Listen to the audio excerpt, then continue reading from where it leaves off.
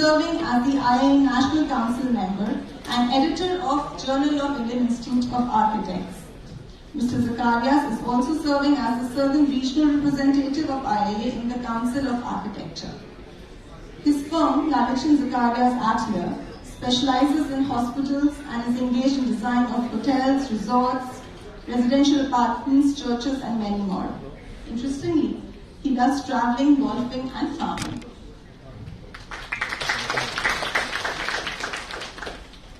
Architect Vivek Bhole is the principal architect of Neo-Modern Architects. With a staff of over 200 across 3 offices in the country, Neo-Modern Architects has successfully completed about 800 projects and is currently working on over 500 projects in India and abroad. A winner of more than 60 national and international awards, he is known to use innovative ways to achieve unique presentation styles, parametric geometry, and build sustainable designs. A very hearty welcome to all the speakers.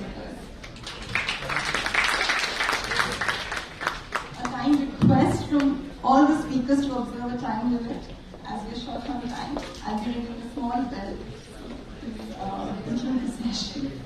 Requesting Sanjeev sir to please take over the proceedings. Thank you. Thank you, Stella, for the nice introductions. I would request you to sort of turn your phone off. This is a good moment to take a little pause and try not, sort of move around at this point in time. If people can sit down, if you have an urgent call to make, this is a good time to step out of the hall. Otherwise, stay put, and we look forward to an animating discussion. Few things I want to raise before we sort of move forward. First, I want to start by welcoming you all. I understand all of you had a choice between choosing the discussion in Hall A or Hall B. I suspect you made the wise decision. This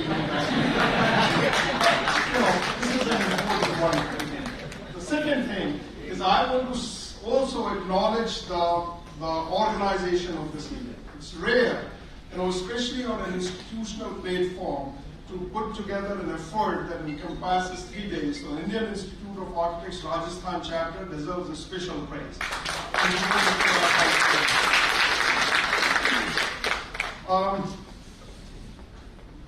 I think if democracy represents the idea of diversity, we have a fantastic panel. We represent sort of different corners of India, starting from Nagpur, Indore, Kochi, and Mumbai. Right, and of course, a moderator from the city of Jaipur. So it's nice, and also in some sense the diversity of practices, both institutional practices and professional practices, the panel represents here. So I think that's a good framing of this idea. The format of the panel is 5 to 10 minutes each presenter would have. So I'll sort of provide a little conceptual register to the notion of the architecture of democracy in a few minutes.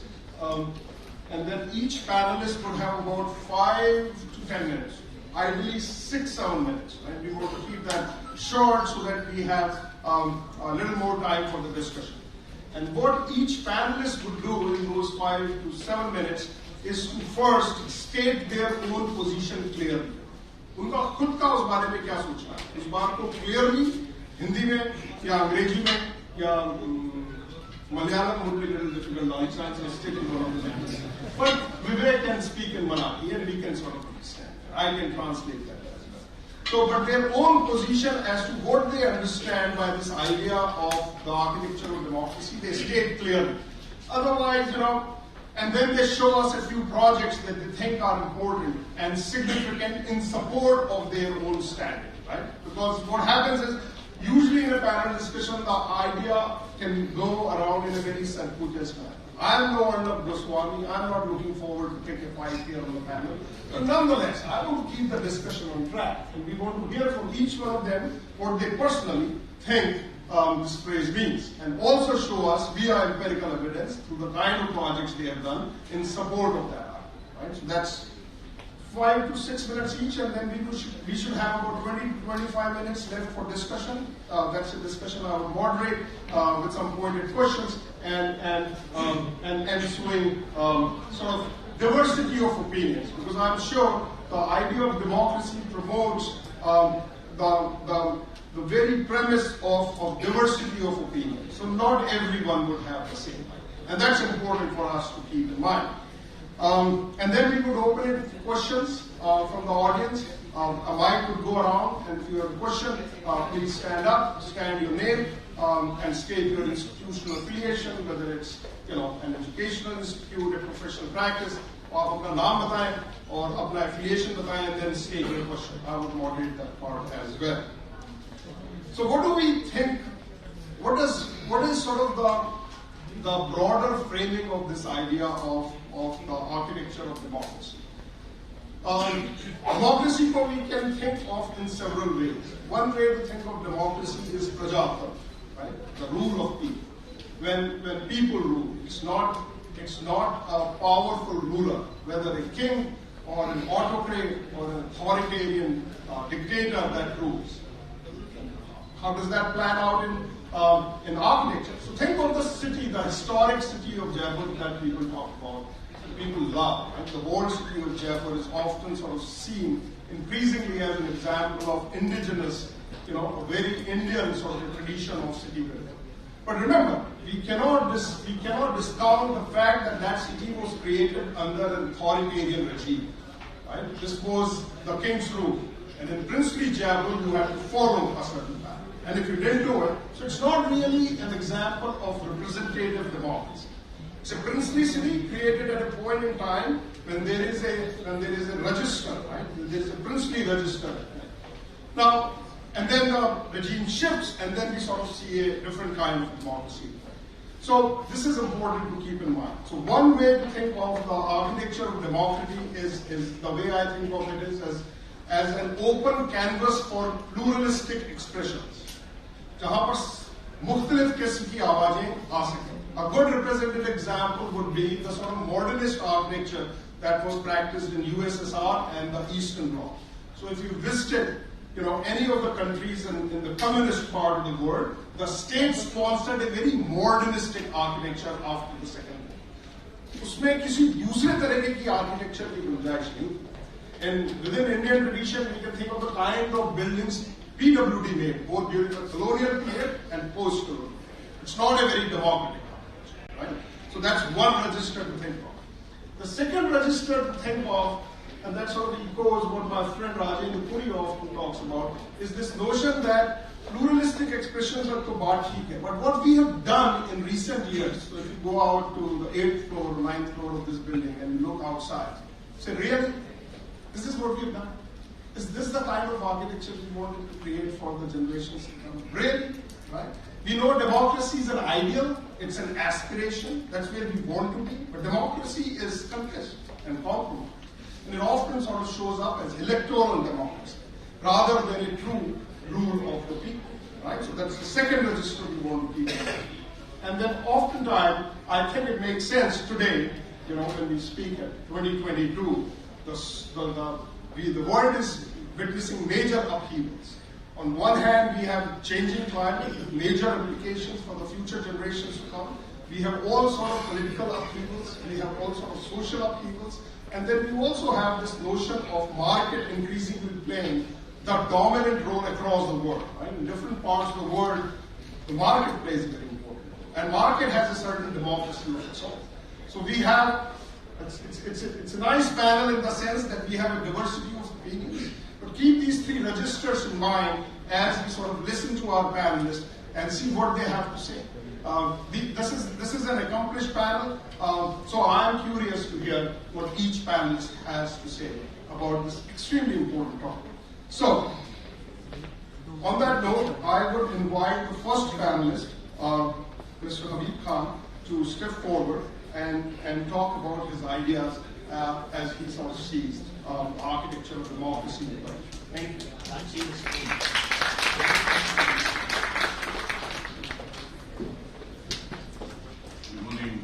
Good morning, everyone. I was kind of intrigued. Can you play the presentation, please? I was kind of intrigued when Tushar and the team and Sanjeev talked to me about this topic of architecture of democracy. Because I feel that in our country this is only a lip service. Can we have the presentation? No, this is not mine.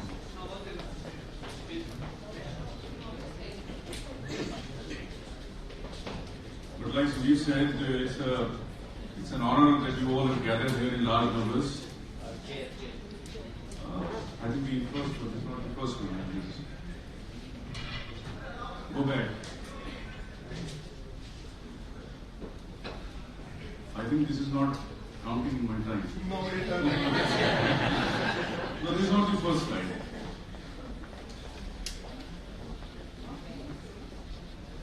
Yeah. So when I was invited to be a panelist here, I was wondering what am I going to speak, because I myself don't believe in democracy. And I have the guts to tell you that I don't believe in democracy. And we all don't believe in democracy. It's only a lip service in our country that we say we are democratic, but actually we are not democratic. We are very autocratic in our functions.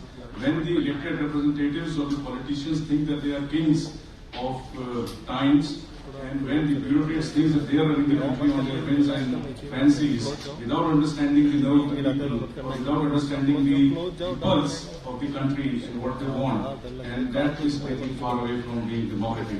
And architecture is also far, far away from being democratic. We all architects are all egoistic, to be very honest. We want to have iconic status to our profession, to our own selves, and we impose our ideas on our clients. We don't accept it probably, but this is what the reality is. If you look inside, if you explore your insides, you will find that what I am saying is right, and each one of you sitting out there, including me, we want to be what we are. We want to be autocratic in our approach and our designs. What is democracy? Next slide.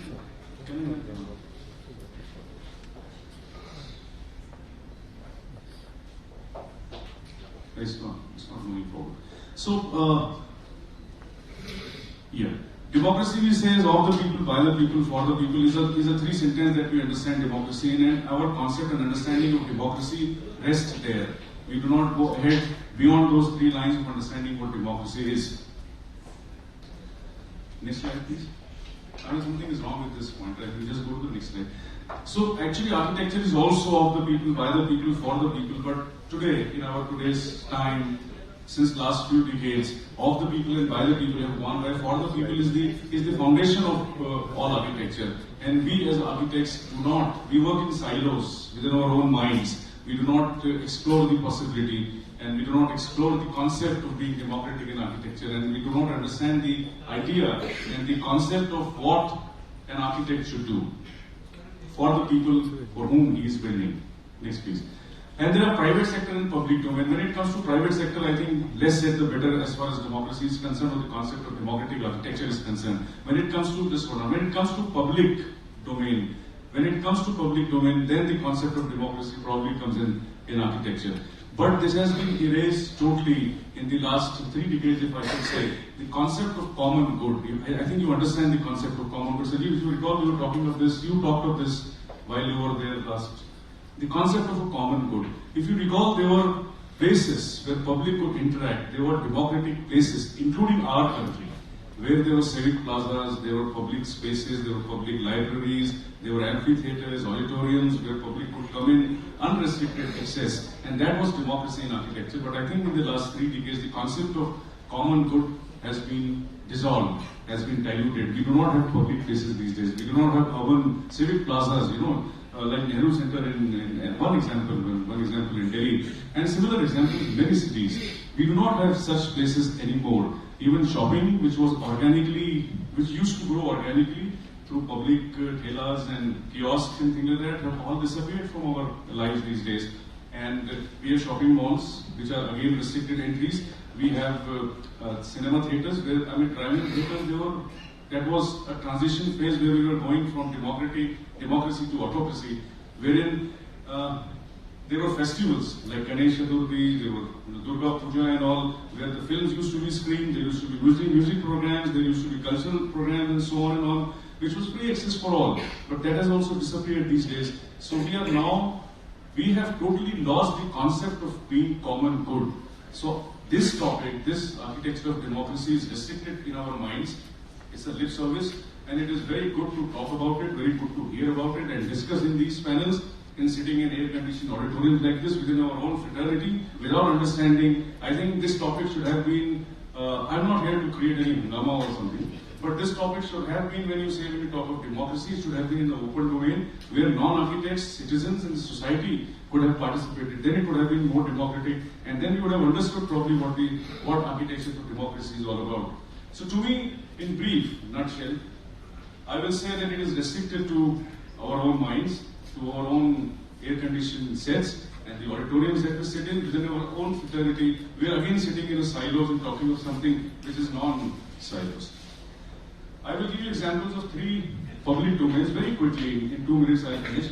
Public domain projects we are doing. I am giving you my own example. I am walking the talk where I did this large, we are doing these large projects, current projects which are going on, large projects, democratic projects, where we as an office did a survey, took the opinion of the public, but that was it.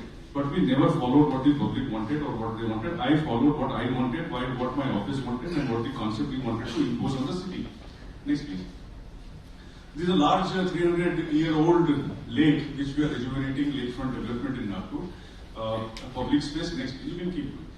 So these are the various angles. The project is underway. The lake was full of silt. It has been desilted at the moment, and we're trying to restore. It was surrounded by a wall because it became a suicide point of the city, where there used to be almost a dead alternate day. So the municipal authorities barricaded it with a wall. So when you are on the road driving down or walking past, you couldn't see the lake. So what we did first was remove the wall. We opened up, we created a lot of promenades and plazas wherein the lake was visible from every part of the surrounding area that we had. There were a lot of old temples, ghats, which are now being restored and put back to food kiosk and things like that.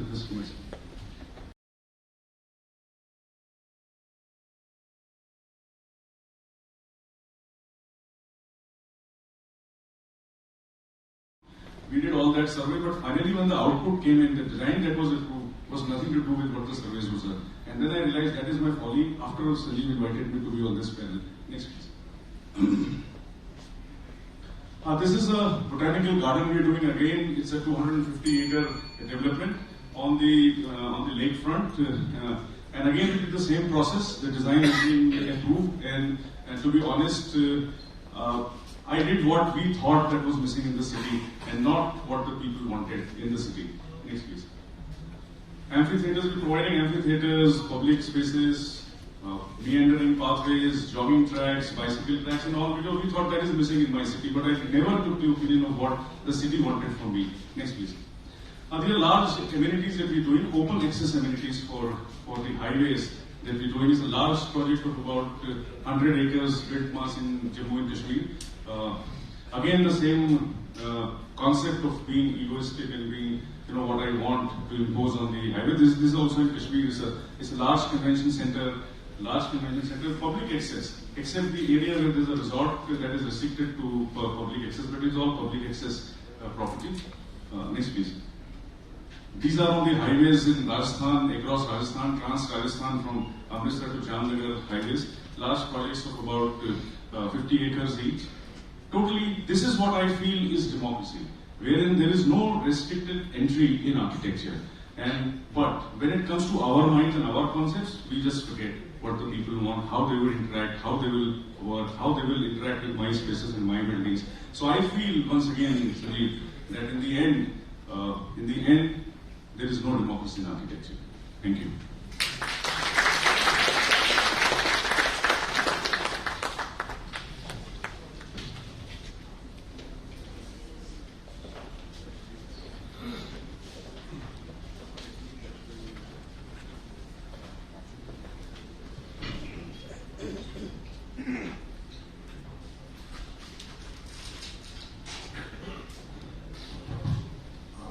Good morning, everybody. Taking the baton further from Habeeb bhai, probably I was fortunate enough to have gone through in my professional journey. I'm going to choose a few projects. Indore, I come from Indore, and Indore, as you know, has been a very experimental laboratory for all the urban development projects across the India. 5 times we have been the cleanliness champion, and 6 times the central government, Ministry of Urban Development, has told that now you will not participate, but you will be the iconic city and you will be riding with us. So can we have that presentation to take it further from Habeeb, the audio-visual presentation? So probably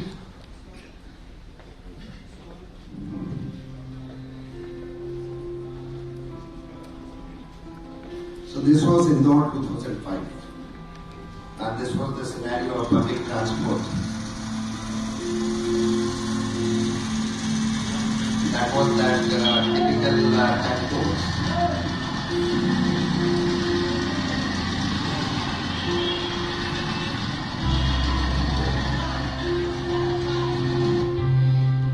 Can we have a pause? So this was unsafe. Yeah, you can keep on playing. Unsafe, poor connectivity, irregular tariffs, inefficient, congested, and not at all safe for women. So then a need of organized public transport was felt, and we were asked to design BRTS Indore.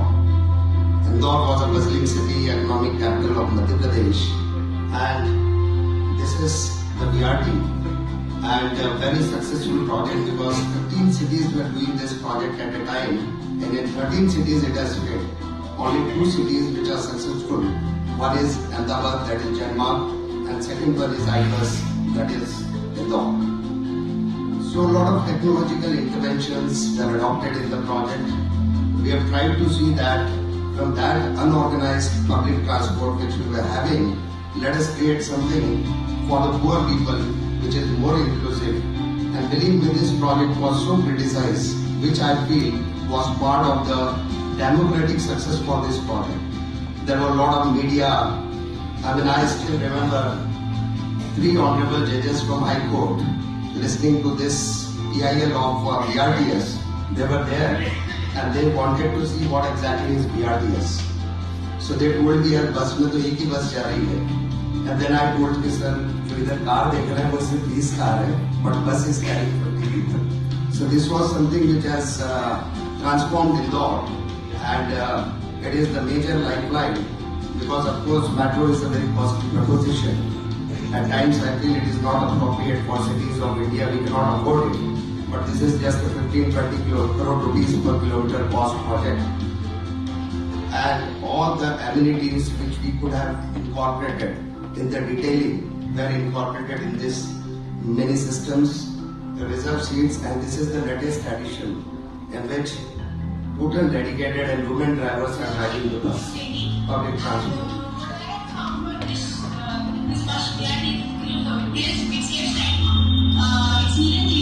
It has separate sections for men and women, which it's pretty safe to travel. It's available early in the morning as well as pretty late at night about 11 p.m. The new ticketing system, what happens with that is that it's easier for people who are checking us because if you don't have to make late, and in that case, nobody without a ticket can travel.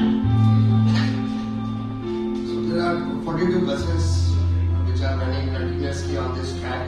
Not only it has transformed and eased out the public transport challenges in Indore, but it has also actually upscaled the urban design and urban scenario of the flanking nearby urban areas. And very small and good suggestions were given, incorporated. So almost 60,000 passengers travel a day, and till now 17 crores 28 lakh trips have been recorded. So that is one of which speaks about the success story of this project.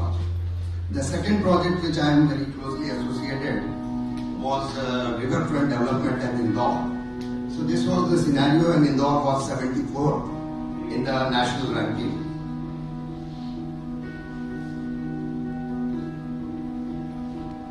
Like any other Indian cities, this was the condition.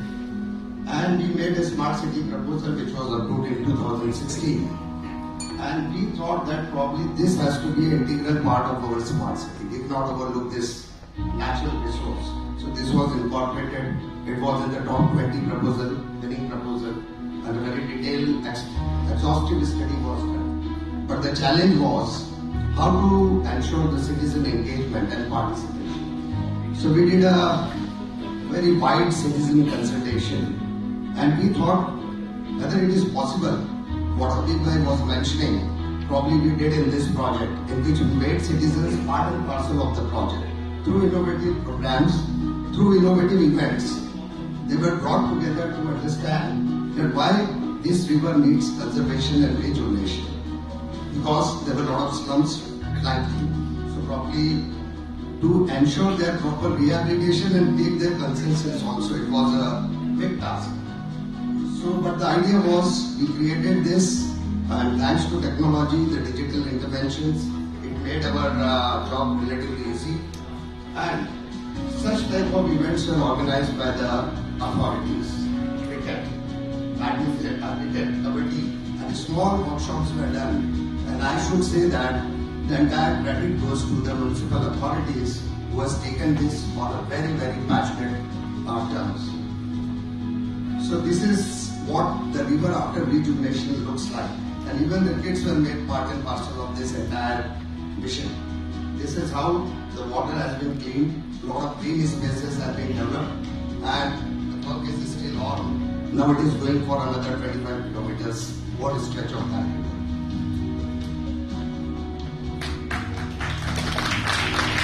And we were for example enough that we didn't wanted any concrete or any mega structures over there or reducing that river out of the blue.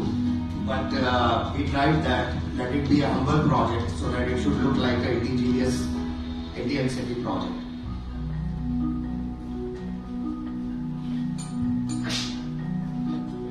And the third project, which I will just finish off, this is on a special request of Tushar. We are doing an international cricket stadium project in Jaipur. And I also feel that such type of sports stadiums and facilities are also a very, very important space to express their democratic feelings about their nation, about their country, and the interactive spaces which has been created in that. So this is a very, for us also it is a very prestigious project, and I think in 1.5 years it will be completed. So this was just on Tushar's request that somehow it has to be molded in architecture in democracy and it has to be presented in a draft Jaipur. So thank you so much. That was all from my side.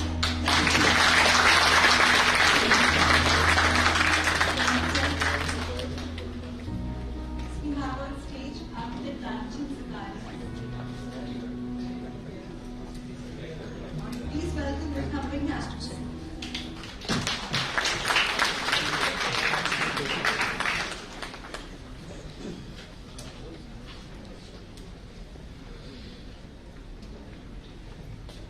Good afternoon, everybody.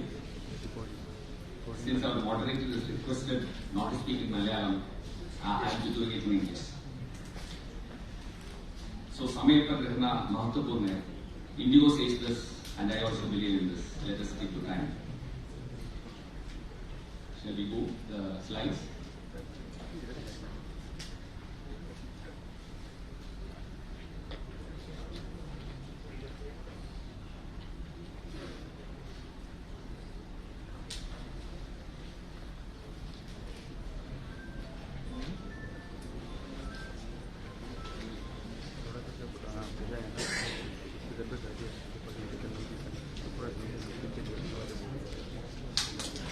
Democracy. I'm trying to give a different definition for democracy. Like I'm trying to relate it with the architecture of the country.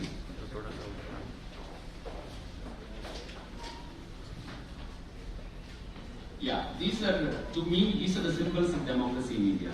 The various religious buildings occupying in harmony side by side in the various cities of the country.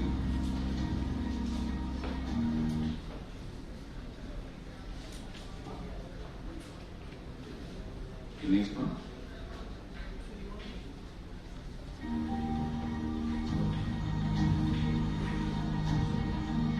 You can skip this video.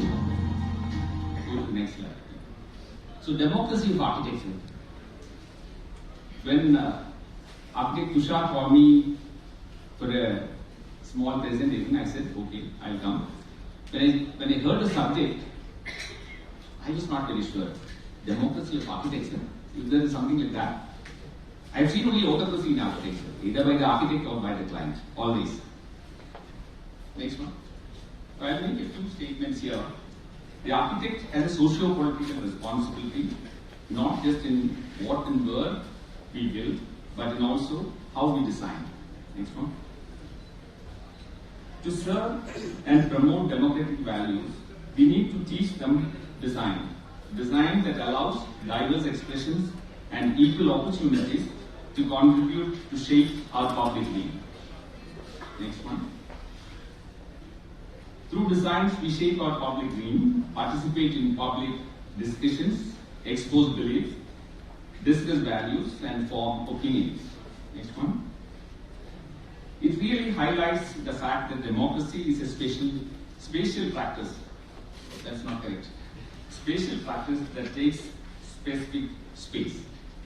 Next one. So I'm placing two contexts before you as an example of democracy in architecture from two of my projects.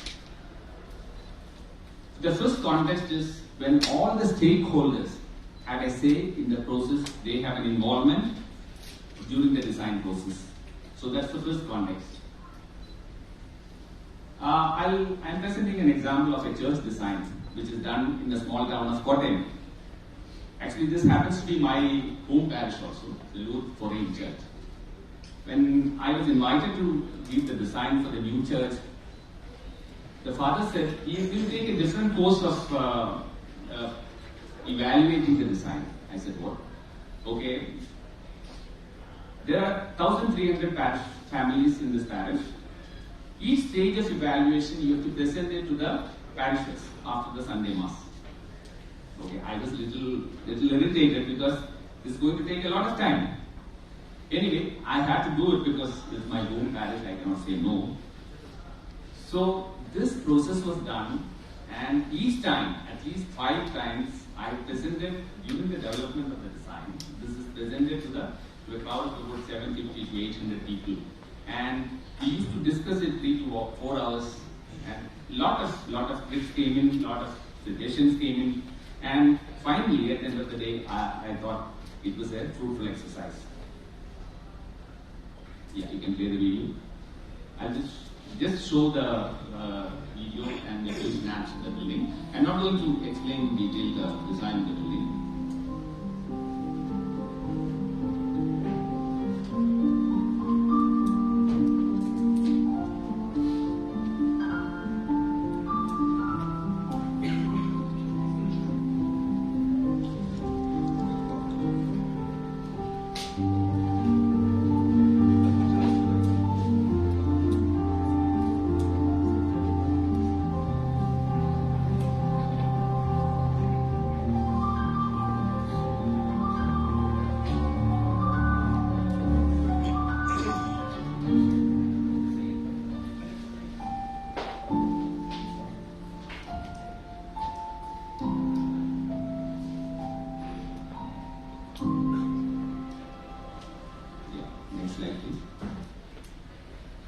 I'll just run through the plan. This is the plan. Usually the churches are elongated, but because of the length available, it's slightly shortened. Next one.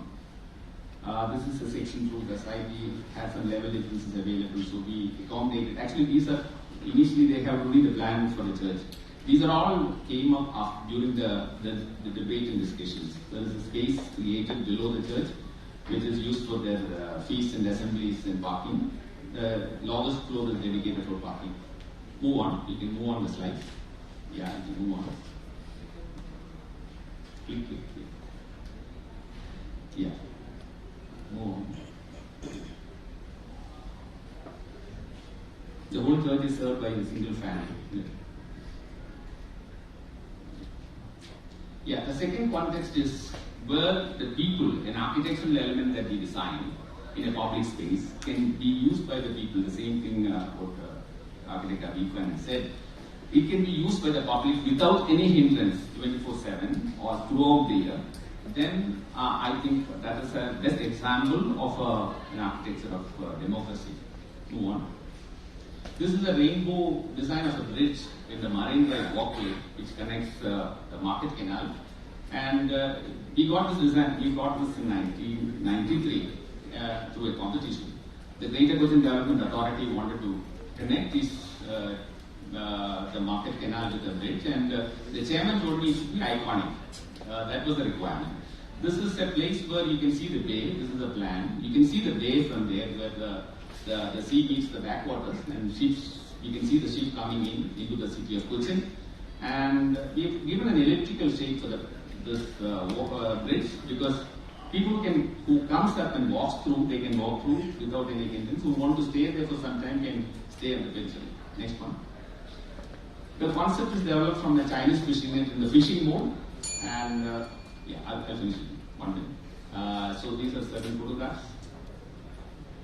See, these are photographs taken just 1 week before I came in. This is what is happening also right now. There are different types of people who use this bridge. In the morning, the walkers, then between 10 and 4, it's a rendezvous for the lovers, and in the evening, the families. Click on. Move. Thank you.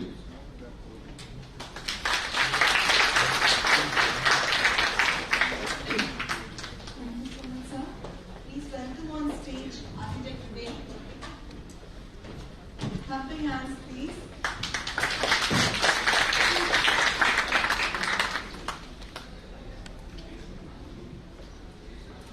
So I have a different opinion. Good afternoon. Democratic building acknowledge the fundamental right of people to protest. So you take Oval Maidan, you take Azad Maidan in front of our municipal corporation. People have got that right, and buildings, they can raise that. So there are a few places where we find there is hardly any space, and the politicians want themselves to be in a safe zone and not allow people to protest. That is not the democratic way.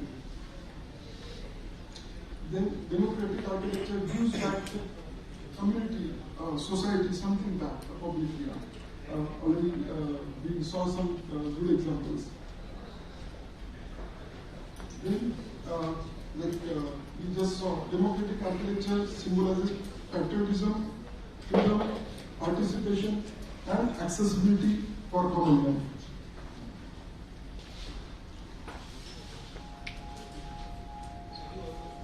So this was the first temple of democracy. In 12th century, this Anubhav Mandapa was formed by a saint and a poet called Basavaraj. And this first democratic parliament in the world was actually having 770 people from all sectors of the society, even women, and the lowest person from the society was part of this parliament. And Basavaraj appointed Allama Prabhu as the first president of the parliament. And these people, these 770 people were called Sharlas. And this was actually dedicated to the labor, the hard work what people do. This was the first temple of democracy, and this is one project where we are involved. So this is a Global Democracy Museum in Basau, Karnataka. So the place is near the border of Karnataka and Maharashtra, in Karnataka of course. So 104 acres of this property. I was involved in this project for the last 6 months only. The project is going on for a few years. But once the tender was awarded, they invited us to sort out the technical issues, and in fact we went into almost like redesign the entire thing.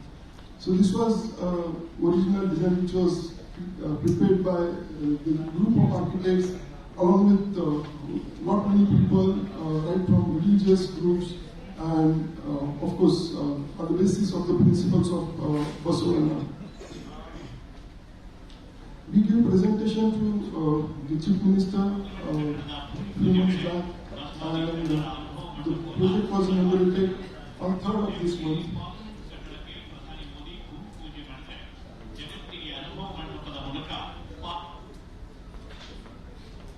So I'm not going into the detailing of the project, but then we have got this entire museum dedicated to the principles of democracy. And because this word democracy is there, I thought actually the architecture, which is the basic principle of democracy, we can actually take this project. Otherwise, I have got some different project to show you today, but I'll just go through this very fast. So we have got a huge museum, we have got AV rooms, and we have got 4D theaters on top, meditation rooms.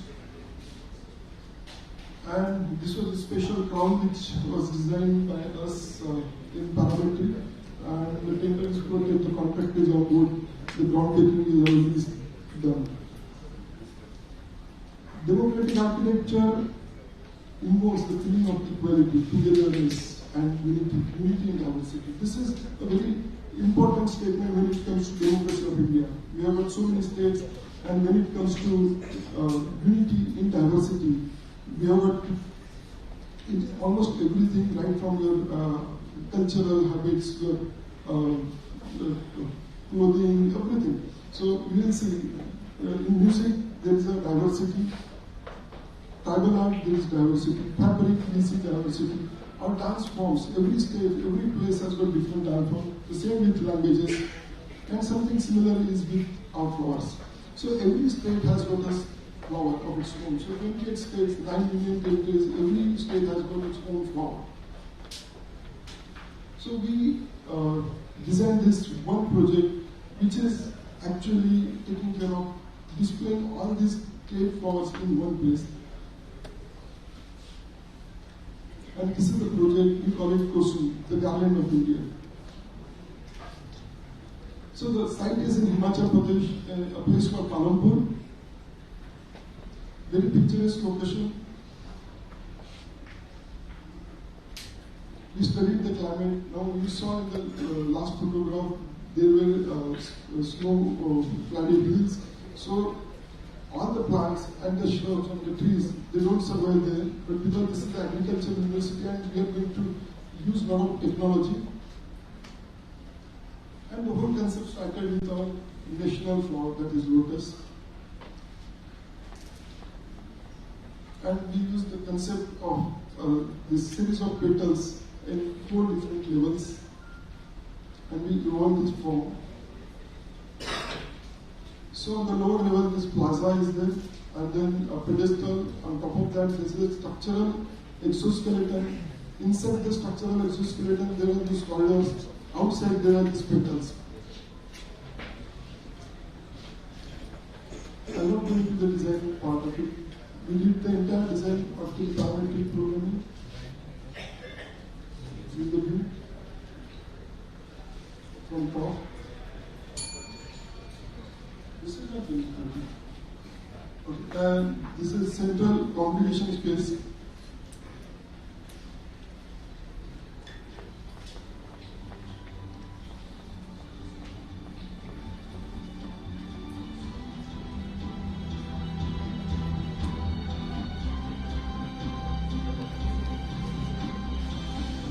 So 30,000 square feet of area which is common field and will be used by people for various functions.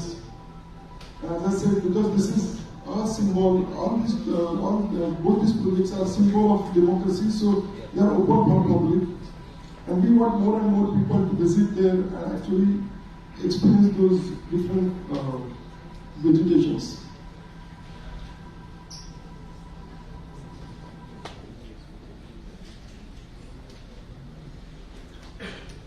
This is the structural system. I'll just go through it very fast.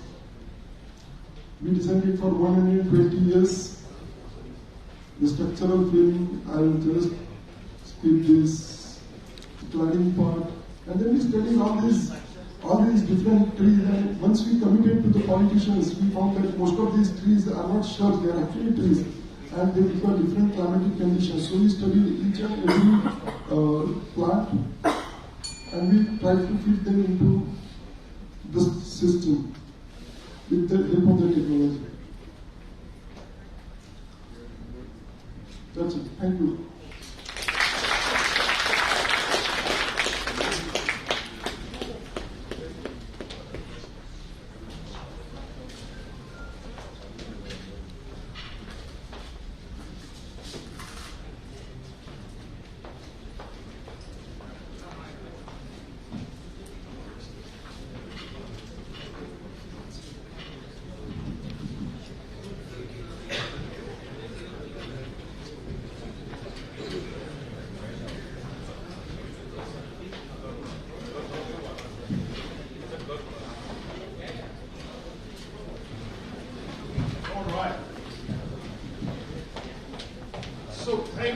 fellow panelists for clearly stating your position. To summarize for the congregation, Habeeb, as usual, started on a little provocative note, right?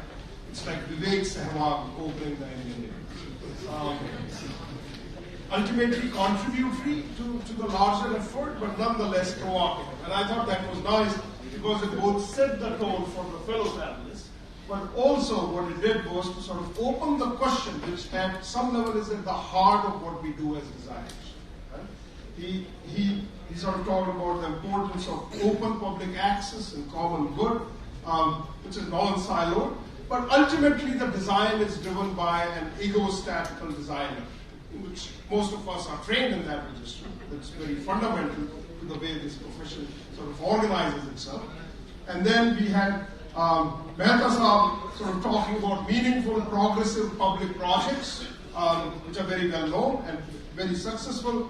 Lalichan sort of moved us in a little different direction and talked about the meaning and purpose of co-design. If we actually reached out to people and we shared our work with them, and that sort of if we could co-design and involve the people not only as a token of representative democracy, but also as the very notion of architecture that is democratic in its symbol and its meaning. And then finally we had Vivek, who picked up the notion of diversity, both as a symbol, as a fount of democracy, especially in a context like India, which is one of the most diverse countries in the nation. We don't have to circle back in the same order, but nonetheless, I want to pick the thread from Habeeb's provocation. And after having listened to the following three panelists, what does Habeeb have to say about this notion of ego in architecture, right? And as a defining characteristic of what architects and designers do. We all have our own opinions and approach to design and to democracy and to architecture, and it's always healthy to disagree. My fellow panelists have spoken exactly what I didn't want them to speak, actually, honestly. With all due respect to all of you.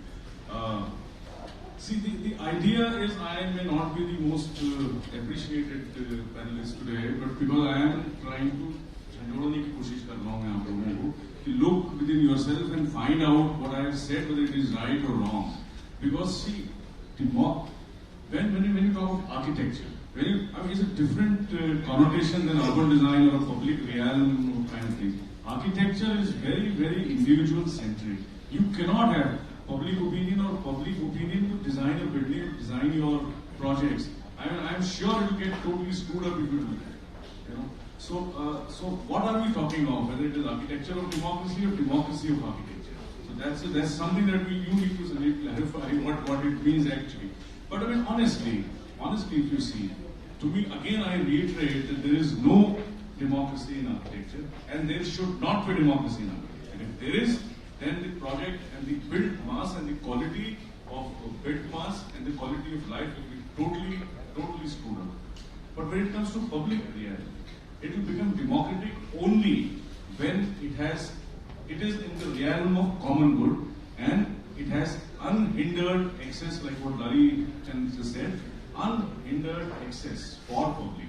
When we will reinstate our civic spaces, public spaces, for each and every one, where a homeless man can come and sleep on the benches that you have designed, where any hawker can sell his goods or whatever, then democracy in architecture will come in.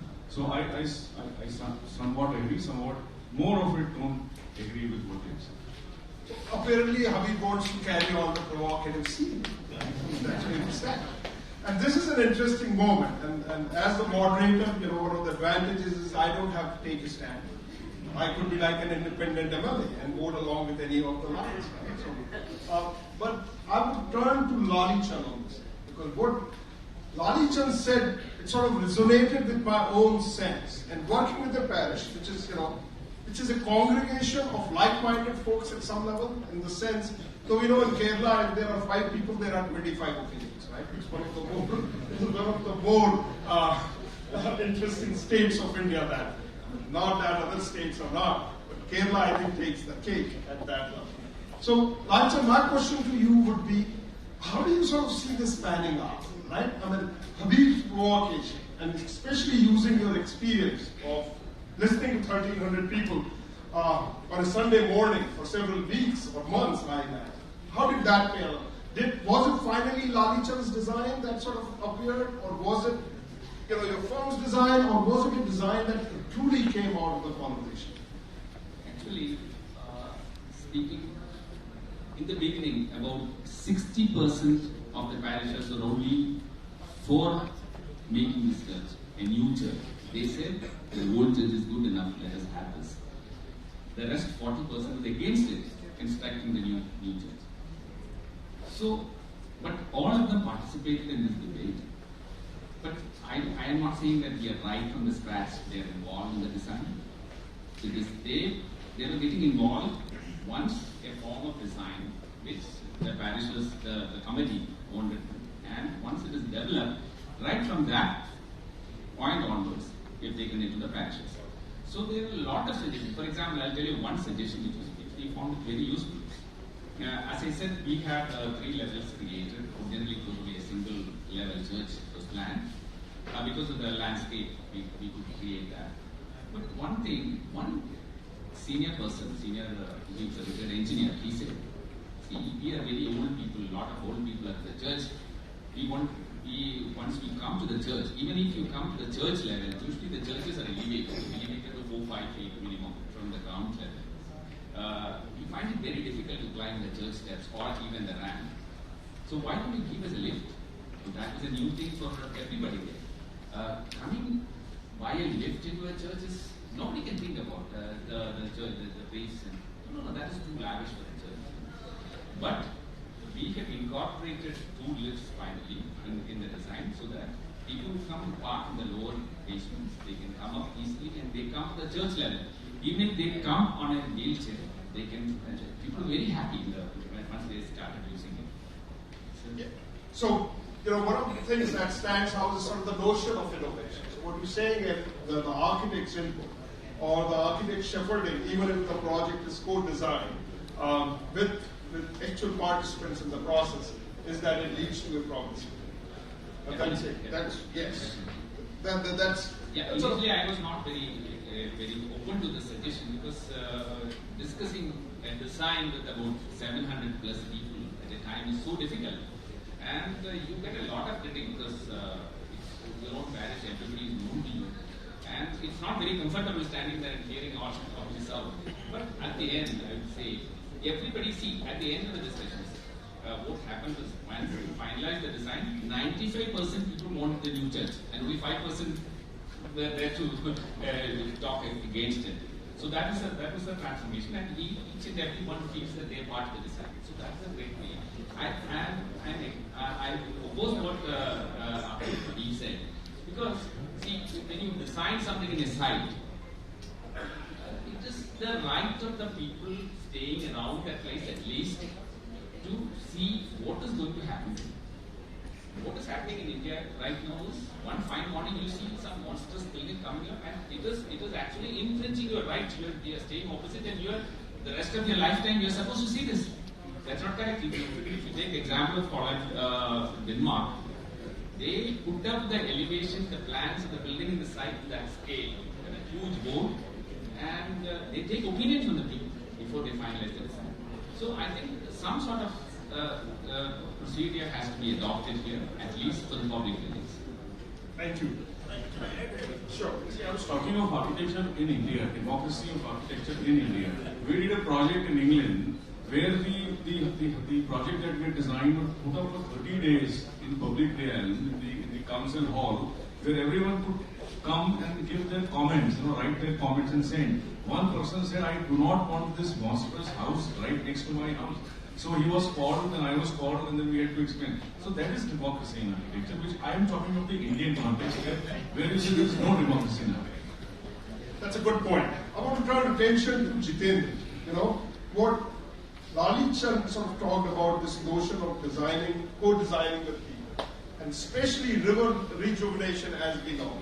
rivers for at least 100 years, if not more, in this country have been used as public drains and not really seen as, and even properties sort of turned their back on rivers. How was the experience of sort of involving people? Right, the state, we imagine, was behind this effort. The public sector supported it. But did public interaction in the manner Lalichan explained resonated with the experience in the world? Yes, I think that was a great experience. And for all these two projects, the BRTS project and as well as the river rejuvenation project, BRTS was my own fraternity, IAA. Everybody was like, Jitendra, you can't allow. Railing लगा रहा लोगों के बीच में, what is going to happen? And at that time, WhatsApp group was also there. So what is happening? Then media was after me, what he is doing to the city. Then there were a lot of news which were posted, which was like, but then I thought, probably, taking the realm of this discussion, that agreeing or disagreeing or discussing or having a different point of opinion or view is also a part and parcel of a democratic process of this. So that I realized in BRTS and the success. And the most important thing, it was a very tough time for us also. Because this project we were doing along with IIT Delhi, Professor Jitendra and architect Sanjeev. And there were so many presentations in front of the public representatives, so-called pundits, so-called activists, that what are we trying to do? But then slowly, gradually, with all those trips and all these things, now the people have taken the ownership of that. Nobody can now say that we have to take out these railings. River rejuvenation, probably the task becomes simple. It became very simple after the Swachhata mission mandate. See, I want to, with very pride I can say that Indore has been able to give that pattern of cleanliness to common public. I can very proudly say that if you are there, people will be saying, and that is in India only, if you are going on road and somebody drops anything, the person within 5 to 7 minutes, somebody will come, pick it up, and he will throw in the dustbin. So that type of ownership of urban programs, urban projects, public projects was given in Indore, and that made this task of river rejuvenation very easy. So BRTS was the first landing, and river rejuvenation was the second landing, and it still goes on. Wonderful. That really is a great example of sort of rebutting what Viren Sehwag started off by saying, that it is in the Indian democracy that things don't happen. I want to turn attention to Vivek now on this notion of diversity, and he sort of, talking about this museum, which I am sort of curious about, Global Museum of Democracy, if I recollect the title of that project correctly. Vivek, what's your sense? Did you notice a diversity of opinion when you were designing this project, or was it driven by a very centralized brief and patronage by a select group of people, rather than, as we saw in the example of the parish, as well as in the city of Indore? Was there a difference of opinion, or was it a centralized? See, this example was totally different than what we saw. So here, because it was based on symbolism, everybody had his own opinion. But when it comes to some theory, so we are working on some theory which is based on Basavaraj and his teachings and the literature. So you have a lot of parameters which are binding on your design. So automatically the design evolves, and then everybody has got right to point out or suggest, and as an architect, you have to keep your mind open. Anyway, in Mumbai, when we design, we have to keep our mind open. In fact, we have to keep our mind closed when it comes to Vastu consulting. So we are habituated to that.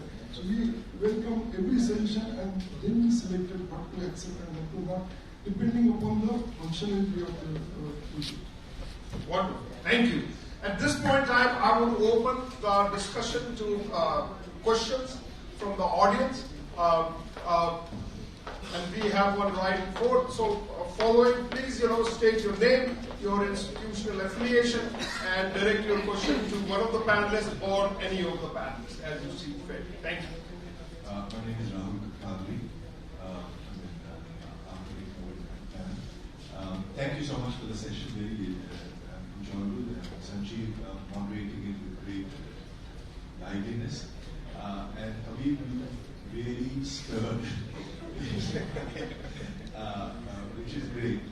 My question to you is that, firstly, a statement, if I may, that democracy is uncomfortable. You mentioned, and I think very correctly, that architects are autocrats.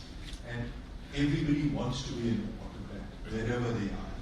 Our politicians want to be, and everybody is human nature to want that power. As architects,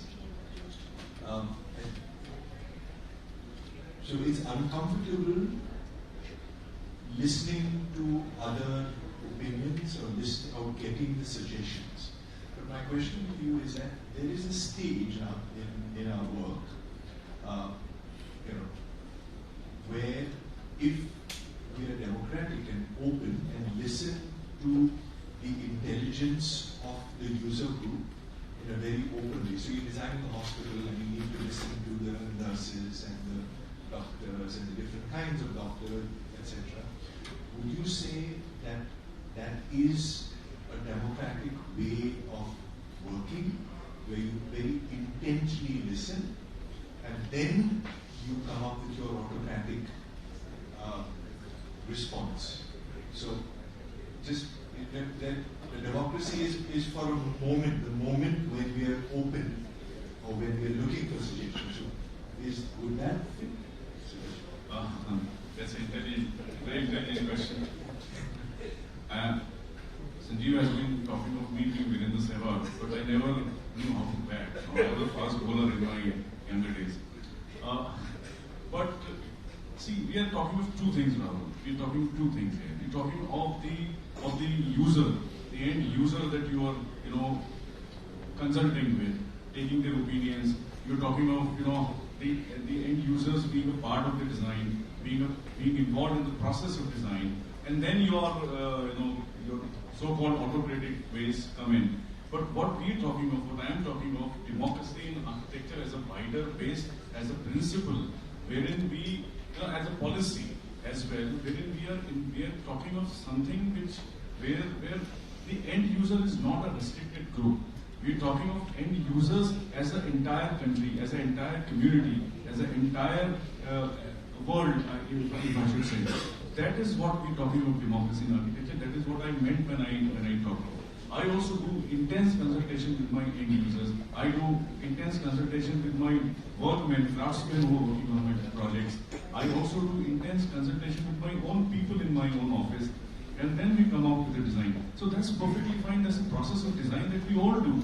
But what we're talking here is of democracy, where we have unhindered, unrestricted access, and we're talking in the realm of the common good that we all believe in. And that is what I think is democracy now. Yeah. That was a great opening question and a great opening answer. Other questions, please? A couple of hands there. Hello, Sanjeev. I am Sanjeev. So, my question again is to the flamboyant opening batsman. Yes, Vidyarthi Sehwag. So, Habeeb Khan Sehwag, please answer this. You said that in England you were asked to display your drawings, and then in India none such thing happened. So, what as a council, I'll use you as a council. So, what are your ideas about how we should implement that India also stands in the same footing? First of all, it becomes democratic when the decision makers of the government involves public in the process of their policies and the process of their decisions. And that is what I meant when I said when we do a project in England where the community and the surrounding areas were invited to give an opinion on the project that you were displaying or you were building. That never happens in our municipal corporation, development authorities, or any statutory authority in our country.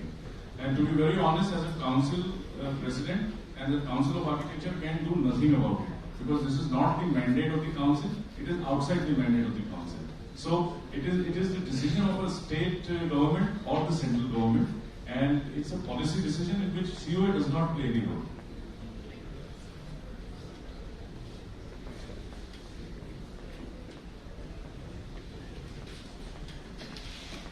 Welcome, sir. This is Vivek from Telangana. Being from Hyderabad, Habeeb, sir. To begin with, I quite disagree with the whole concept of democracy in architecture or the other way around. I just want to give an example of one of the projects in Hyderabad, in Mehta, that is the pedestrianization of Charminar. So this has been a project for the last 20 years. It was designed and taken up. So would you like to state the question, please? Honestly, I just wanted to use this example. Then that's a fantastic lunch conversation. Can we have the next question? Yes, please. Can we bring the mic upstairs? Thank you. Hello. You are next. Thank you. This is for Lalichan.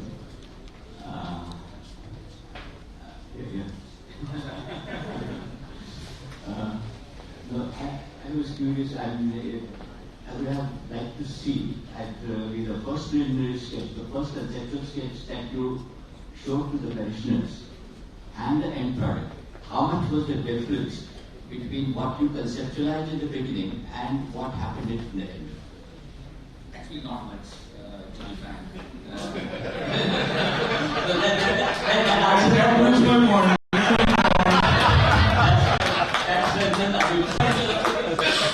Hear me out.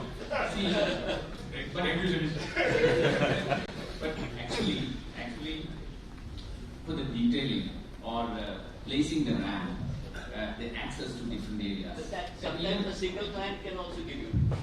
I will say that they can't be here. I see the advantage of this discussion is everybody owns the design. See, they will think that is the advantage. When you do it, it's not like any other design. Definitely the people who feel a sense of involvement. That is exactly when you say about see, at the end of the day, you are the architect, and it is what you design, and that should be coming. But you have to take along the public. Yes, Sanjeev sir, I am architect Sunil from Jaipur, and the question goes to Sanjeev sir. मैं थोड़ा confused हो गया हूँ after discussing all this. Empathy or democracy? What is the line, or do we have a line? So I think if you can explain. You know, so I have a choice at this point. I would say it's a lunch conversation, right? Because, as I said, the moderator has the privilege of not taking a stand and not answering a question, right? The question is for the fellow panelists. So let's do it over lunch. Do we have? Yes, we see a hand.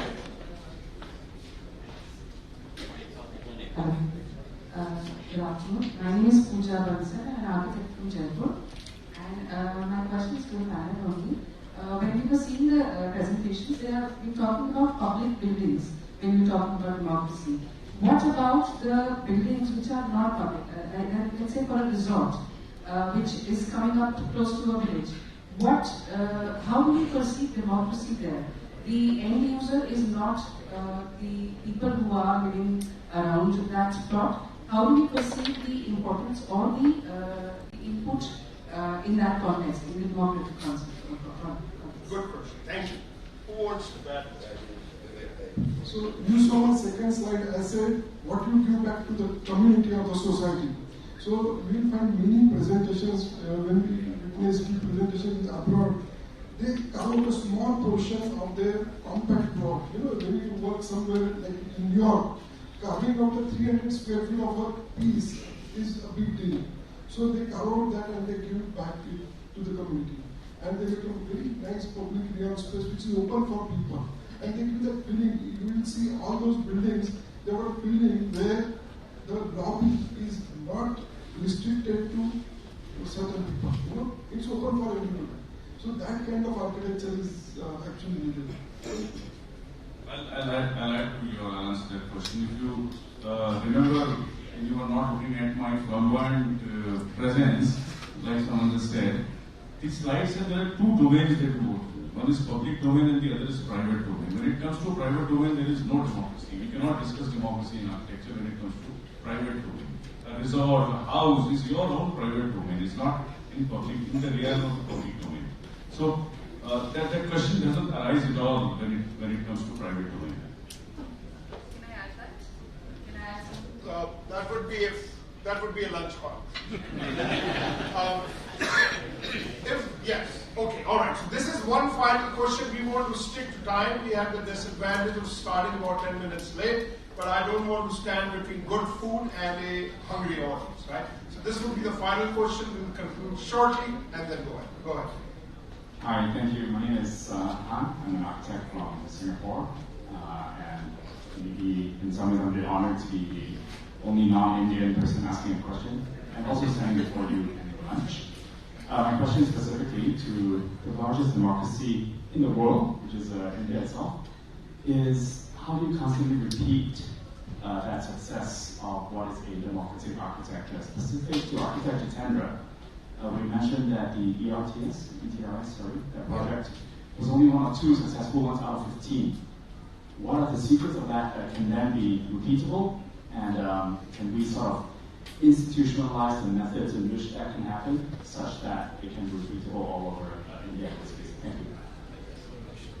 So, as I told, in 2008-9, there were a lot of cities in India has taken up BRTs because BRTs was an economical and cheaper solution for public transport than metro. So definitely understanding the affordability also. And at the same time, we also wanted to have an option in which by just paying 5 rupees, 7 rupees, person can complete his trip to the destination he wants to go.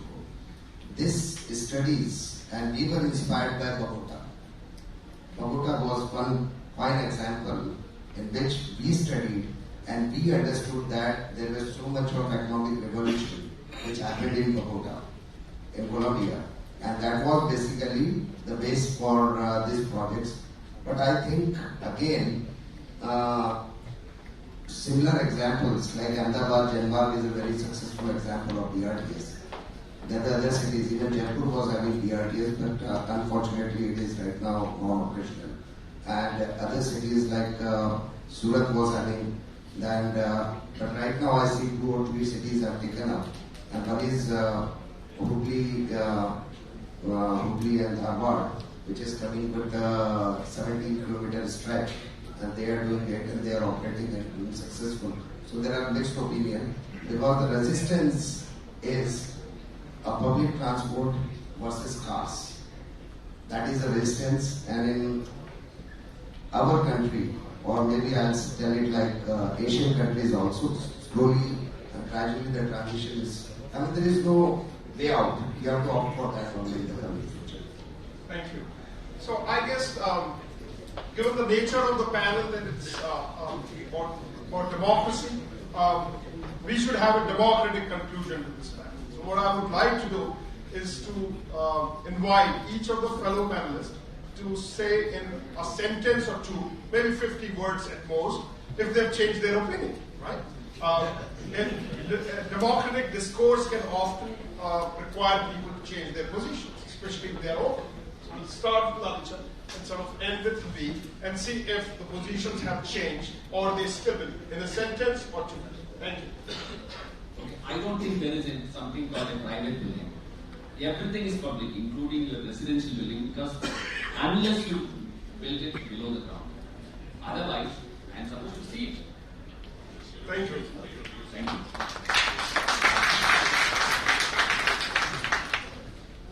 See, engage, discuss, agree, or disagree to agree.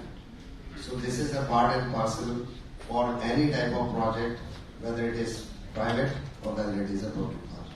Thank you.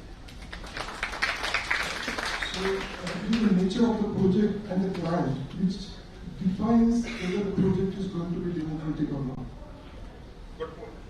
Before I start my last sentence, When I used to bowl, fast bowl, open the bowling, I realized now today, after the Bollywood questions that came to me, how the batsman must be feeling, you know. How the batsman must be feeling. Nevertheless, I started with a sentence which I said, we are here to preserve democracy and not practice it. I will add one more word to it. We are seen to be preserving democracy, but not practicing.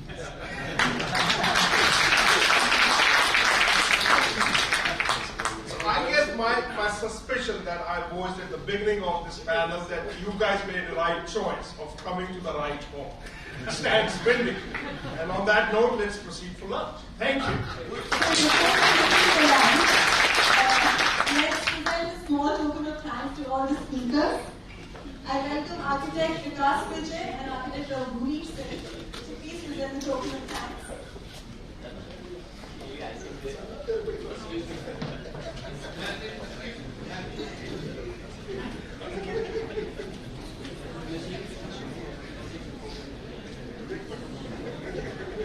We have a master speech session after the felicitations. Please stay put.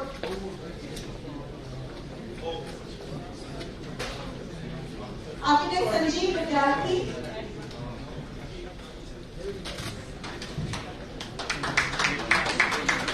Architect Habeeb.